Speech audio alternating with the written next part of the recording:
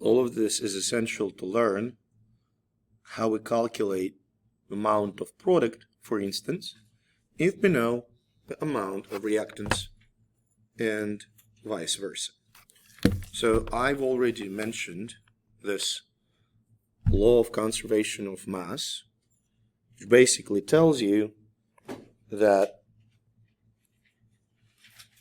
matter can be created or destroyed, no change in total mass, and the mass of products is the same as the mass of reactants. This is true for chemical reaction. In physics, there are some details. So a good example of this is formation of silver sulfide. If you combine solid silver, you see the mass of solid silver? I'm going to 215.8, okay? See that? It's basically 2 moles. And you put it in the reaction with 1 mole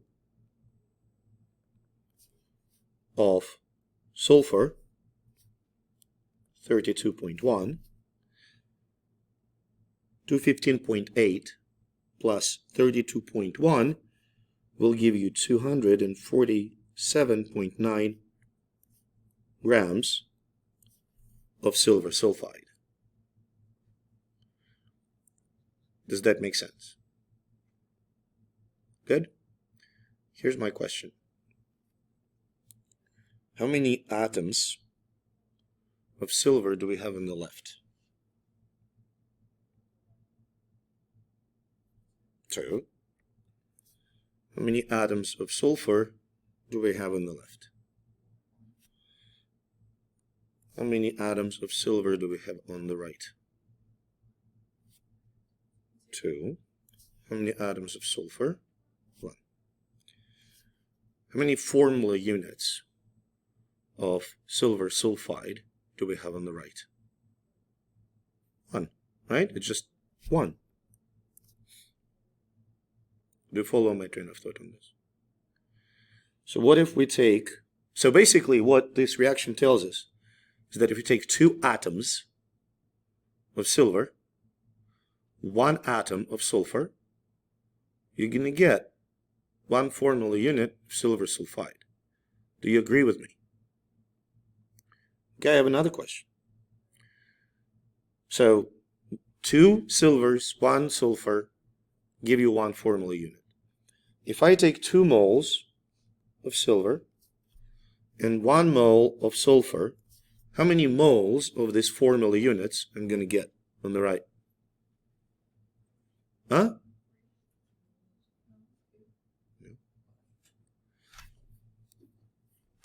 Look, this, what I'm going to write now is not entirely correct. But, look, Alicia. 2 silvers on the right, 1 sulfur on the left. 2 silvers on the left, 1 sulfur on the left, right?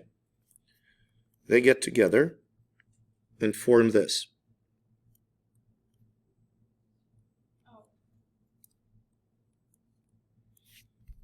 Okay?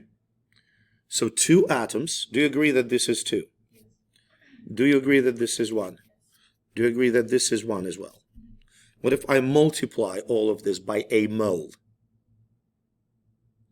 2 moles of silver plus 1 mole of sulfur will give you how many moles of this formula units? 1 mole.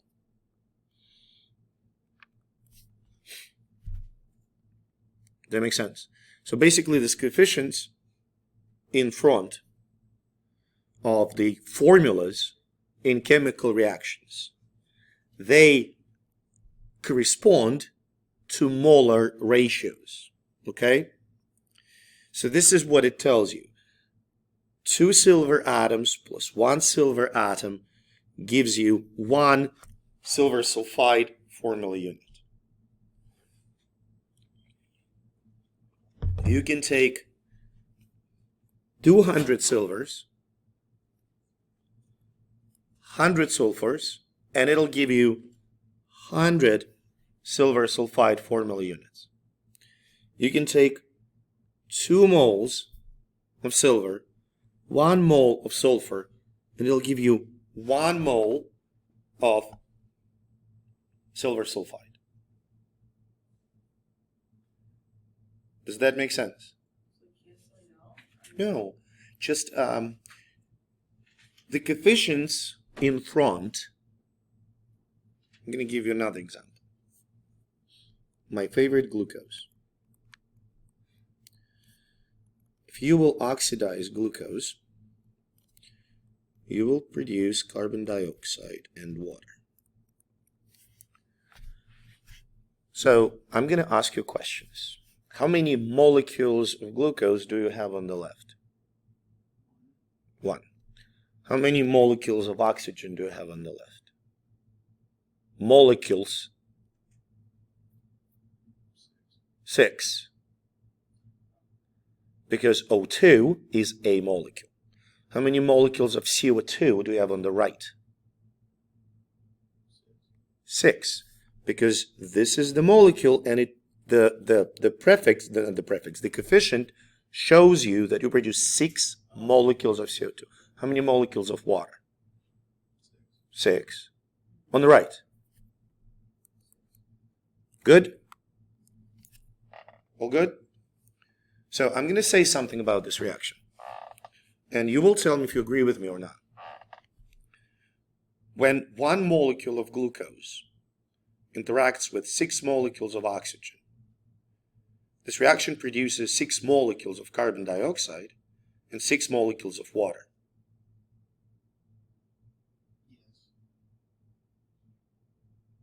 I want a confirmation from everybody.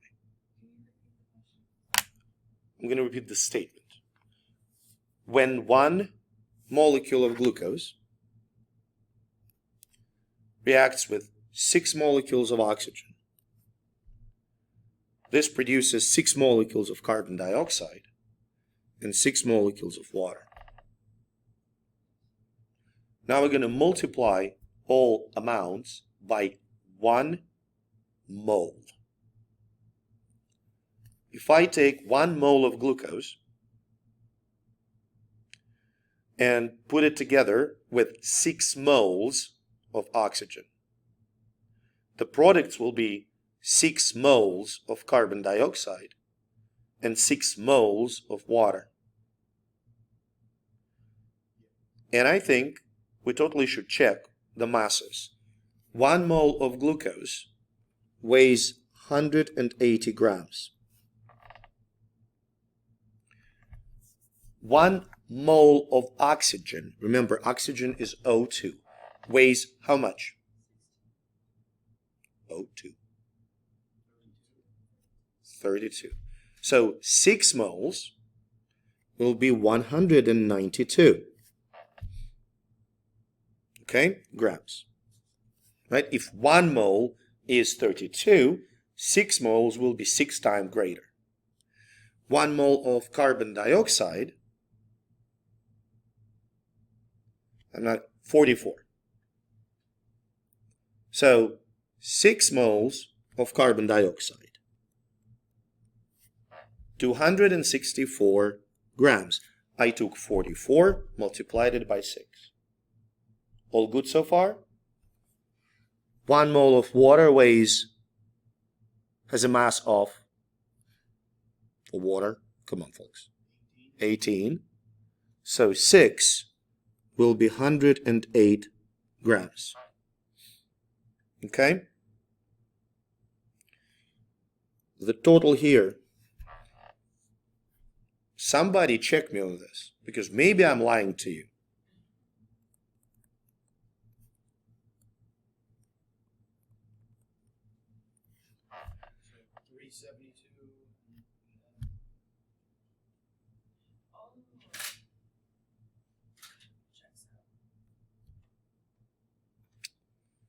That's the law of physics, chemistry, whatever. Not the laws of United States. You can't bend them and break them. Okay? That makes sense? If you try to do that, you're going to die. So this is pretty much what we just told. This reaction shows you that if you physically, and you can actually do that, you can take 2 moles of pure iron, 3 moles of pure sulfur, and get 1 mole of iron sulfide. Okay?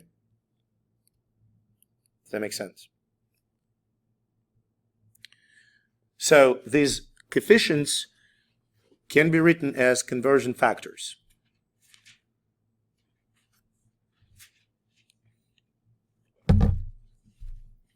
In this reaction that we just looked at, iron and sulfur, what it shows you, that every 2 moles of iron react with 3 moles of sulfur. Does that make sense? Because of this ratio. Or if you try to figure out the ratio, you can flip it, or you can say, if you take 2 moles of iron, you're going to produce 1 mole of iron sulfide. Or you can say that per each mole of iron sulfide, you need 3 moles of sulfur. Yes? Okay. Good, y'all?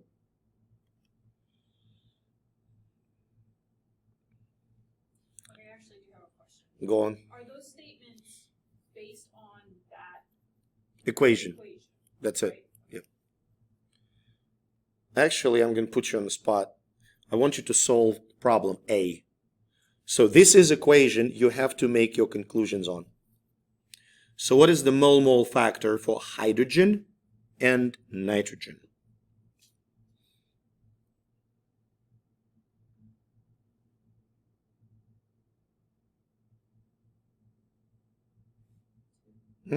Yeah.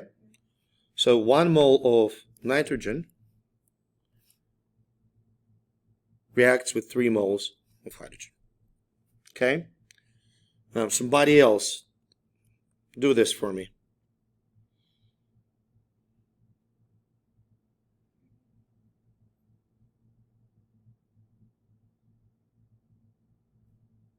Two, yeah. So 2 moles of ammonia can be produced from 3 moles of hydrogen. Good? Fantastic.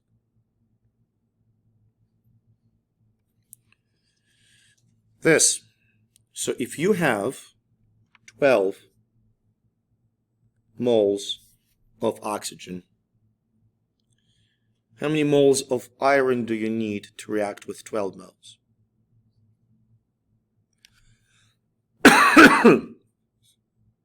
Sorry. Okay? So 16? So yes, one option is to just, okay, it's 4 times more. Or, hear me out, you can use conversion factors. So, what amount do you have? 12 moles of what? Of oxygen.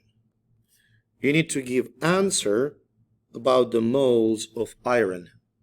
So what should go on the bottom in that conversion factor?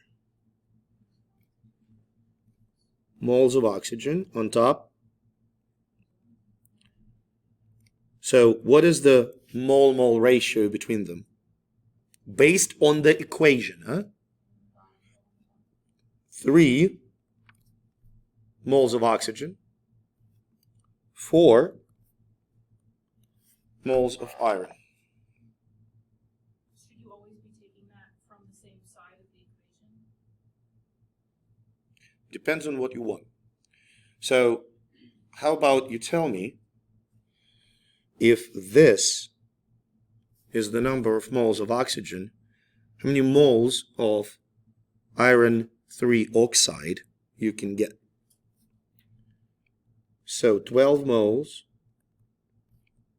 of oxygen. You put moles of oxygen in the bottom. Do you follow, Alicia? And which number do you put for that conversion factor? 3. We're not picked.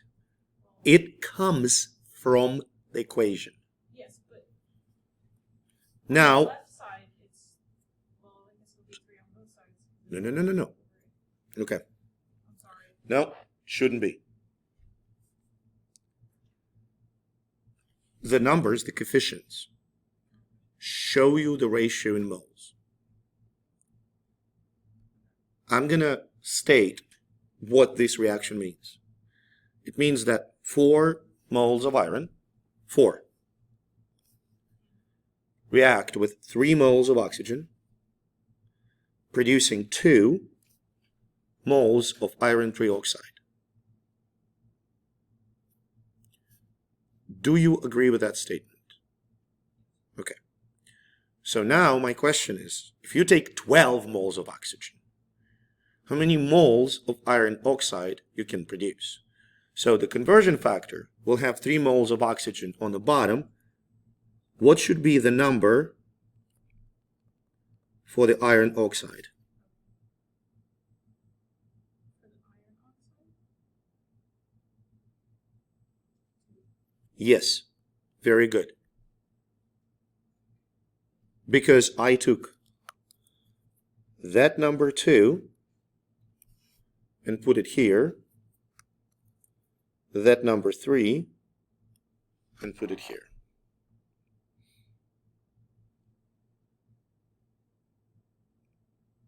All right? I mean, calculations, yeah, you can do that. Right? Huh? As far as placement, Can you say it one more time? placement, like just the placement of where, never mind. Okay. It makes sense in my head. Okay. Good. I'm going to skip this introductory because it makes no sense. So when you, a big mistake that folks always do when they calculate this, masses, something to masses of something. Every calculation, like how much product you can make from certain amount of reactant, it must involve moles. If you do your calculations and moles never appear, you are doing it wrong. Period. No exceptions. Am I making sense? So basically, depends on what you're given. If you're given moles of A and you need to calculate moles of B, all you need is mole-mole factor. Okay? If you're given grams of A and need to calculate moles of B, remember, always moles. You convert grams into moles, and then moles, use mole-mole conversion factor.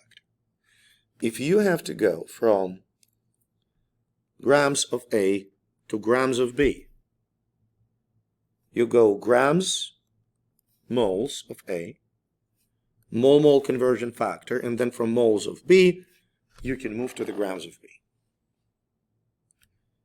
It sounds pretty broad, so this is what we're going to do. I actually have a quick question. Sure. What slides presentation are you on? 7, All right. What unit? chapter 7, Because I'm on that. What number. Yeah, just because This is- when I was doing it. It's closer to the end. Oh, all right. That, I Oh, mean, I see what you're saying. I don't know, because the slides do not have numbers. Oh, In my, I don't, see? I don't know which slide number it is. no, I think I know because I was right before we went on the break. I went to the where it said combustion react, the different types of reactions. Gotcha. Okay, because we, there will be no, like, I don't think there are going to be questions on like different types of reaction. Okay. So how do we approach this? First of all, I'm going to describe the reaction and you will tell me if you agree with me. 4 moles of iron interact with 3 moles of oxygen, producing 2 moles of iron 3 oxide. Okay? So what do we have? What are we given?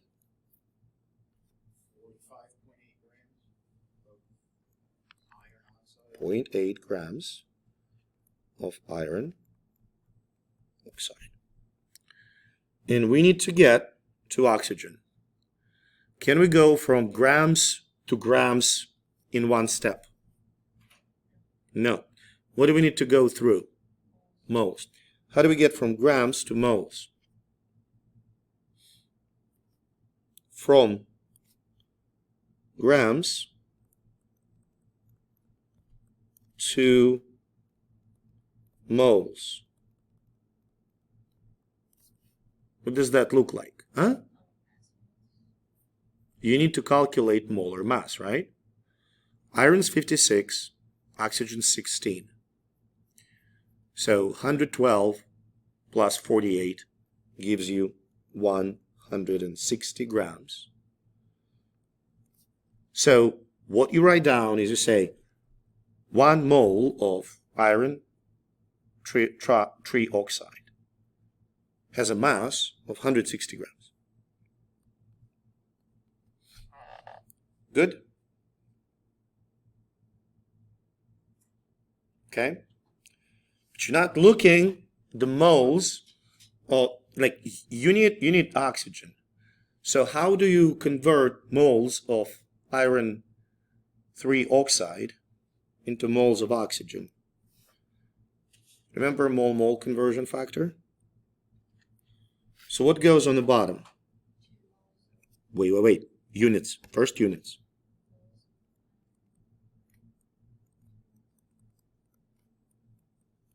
It goes on top.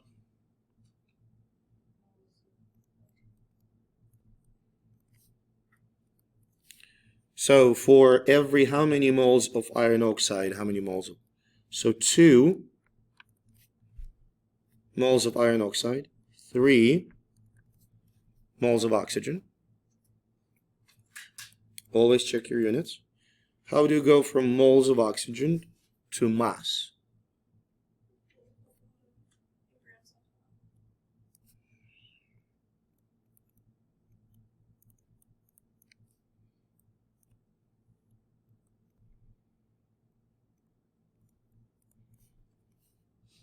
Okay. Then you have some answer. I don't really. B? Okay. I'll believe you. Okay.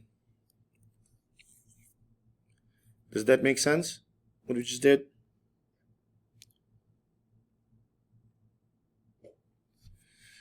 Slightly different. You have 13.1 gram of water. Where do you need to go first? From grams to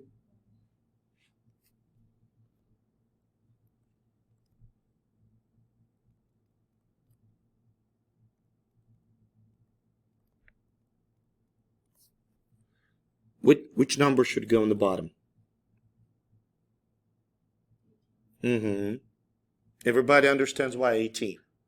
Oxygen is 60, hydrogen's a 1. What number should go on top? 1. What's next? What goes on the bottom? Moles of, because now you have to go from water to what? Oxygen, right? Yes. What numbers? 2 at the bottom and 1 at the top. 2 at the bottom, 1 at the top. And finally, to go to the grams, right?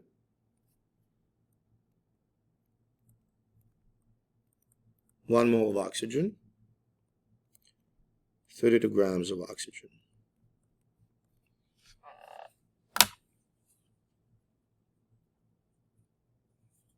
Okay?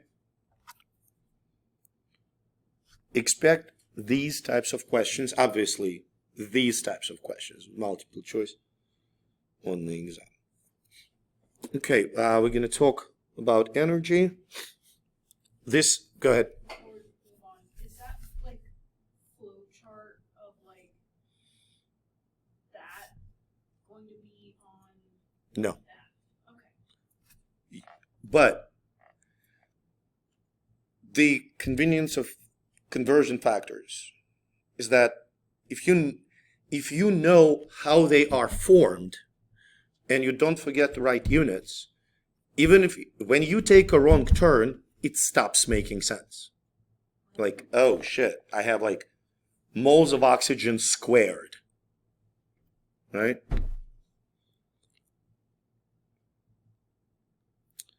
So during a chemical reaction, reactants must do 3 things. They must collide. During that collision, they must collide in a proper orientation, and they must collide strong enough so that collision provides the energy for the activation of the reaction. So reactions can be either endothermic or exothermic. In exothermic reaction, we observe the release of energy, the release of heat. Okay? The energy of reactants is higher than the energy of the products. This difference is the amount of heat released in the process of the reaction. When you burn carbon in hydrogen, you produce methane and release, fair amount of kilocalories. In endothermic reactions, the energy of reactants is lower than the energy of the products.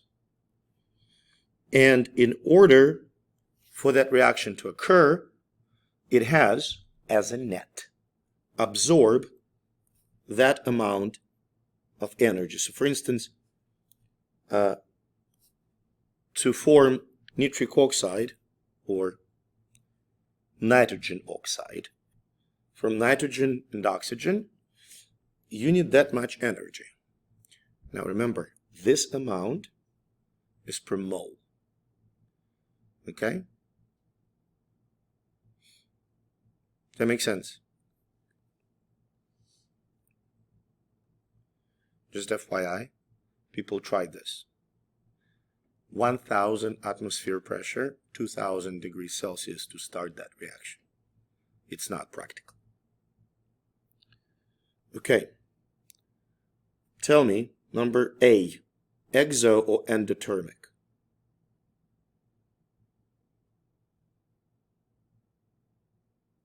Exo. Because energy is a product. Reaction B, endo, because energy is kind of reactant. And reaction C,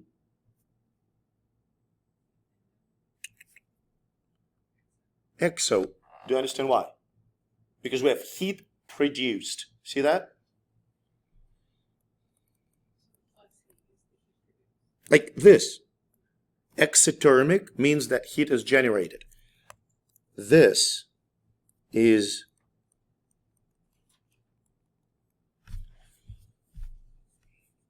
reactants. This is products. So heat is produced.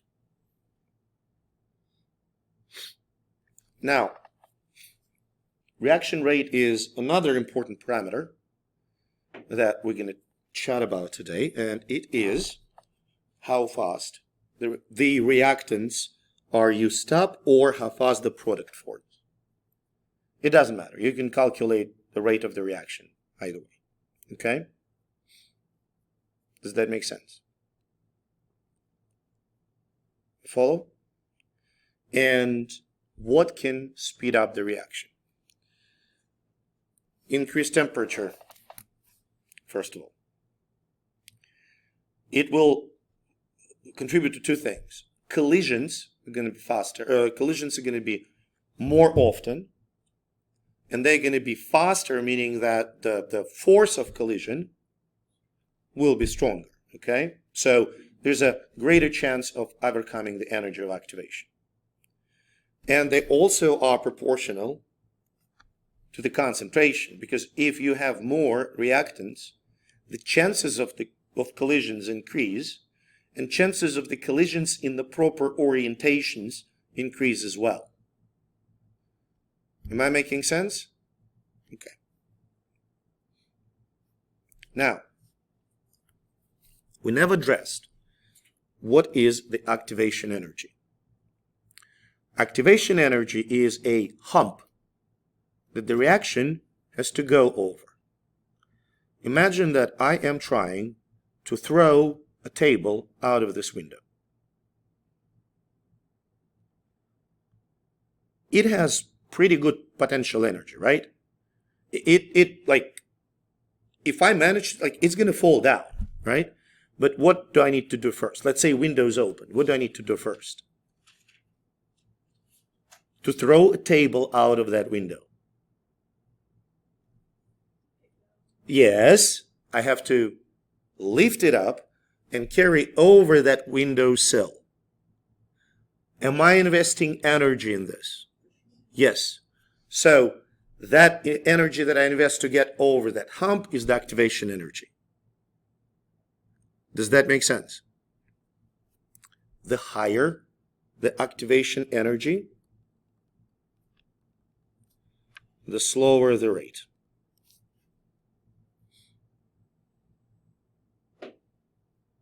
Does that make sense?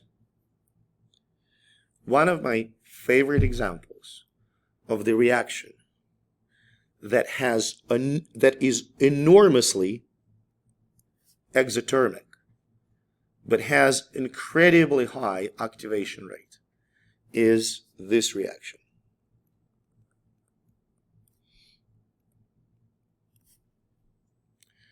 If you mix hydrogen and water in a flask, seal it, put it away, in about 1,000 years you will find first droplets of water. It is insanely slow at the room temperature.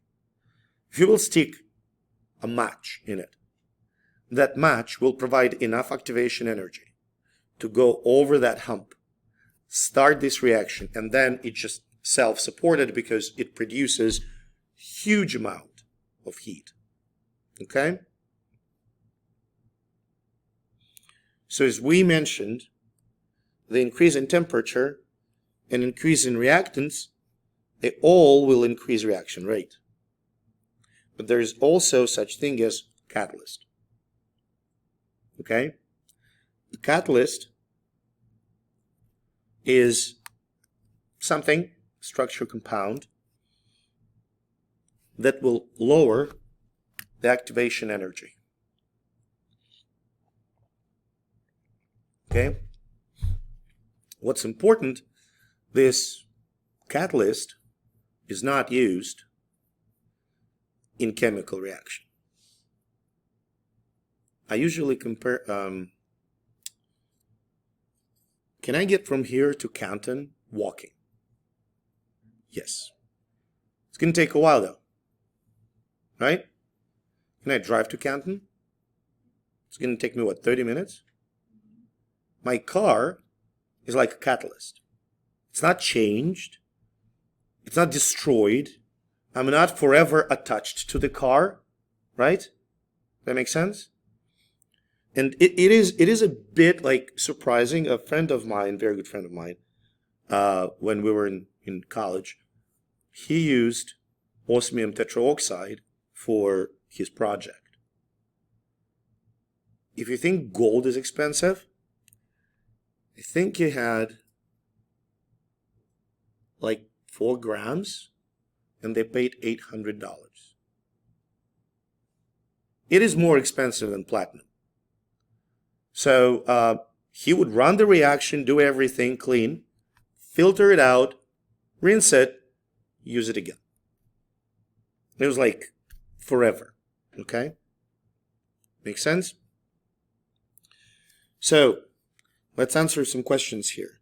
If you increase the temperature, what happens to the rate of the reaction? If you remove the reactants,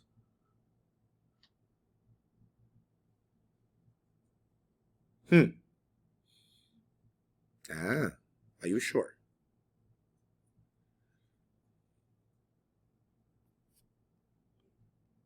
Say again? Yes, because when you remove the reactants, you reduce concentration, you decrease the rate. Catalyst? Placing a flask on ice. Decreasing, yeah, you're making it cooler. Increasing the concentration of reactants. Increasing. Make sense? Nothing. It's nothing. I mean, technically you can say, okay, we put it in a instead of 250 Erlenmeyer flask, we use 400. No. If everything else is the same, temperature, concentration of reactants, everything, no, nothing's going to change.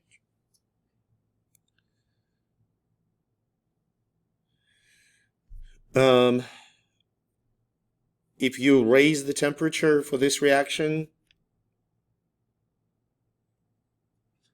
I want you to answer. I know all the answers here. Increase. Adding oxygen. Adding catalyst. Lowering the temperature. Good. Questions about this? I know. A reaction. Chemical process. If you raise the temperature, the molecules will collide faster with greater energy and more frequent. So the rate will go up. If you add more oxygen, its concentration will increase. So chances for, hitting each other will go up, which means rate will go up. Catalyst, by definition, increases the rate. And when you lower the temperature, it goes down, right? Okay? Cool. In like a few minutes,